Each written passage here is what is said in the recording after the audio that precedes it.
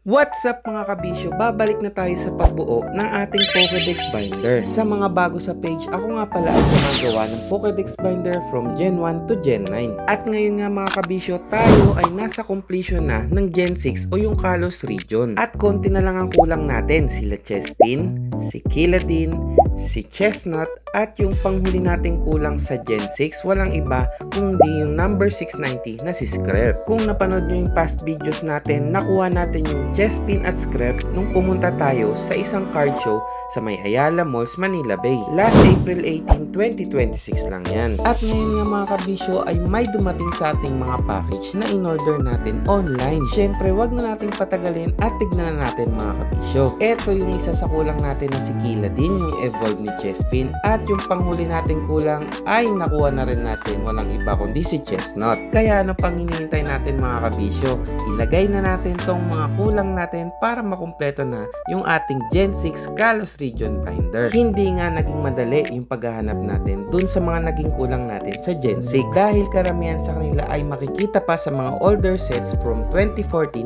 and 2015 pa. Biruin mo yun, lampas isang dekada na yung mga cards na to. At mabuti na lang na may nakita pa tayo nito mga kabisyo na nasa magandang kondisyon. Isa nga pala tong Gen 6 sa pinakakonting Pokédex Binder entry dahil meron lamang itong 72 Pokémons na mararecord natin dito. Maswerte na lang tayo at marami tayong nakuhang mga Pokémon cards doon sa ating bulk collections. At dahil nakumpleto na nga natin yung Generation 6 Pokédex Binder natin mga kabisyo, pwede na tayong mag-proceed sa Gen 7. Kaya see you ulit sa next video mga kabisyo. Bye-bye!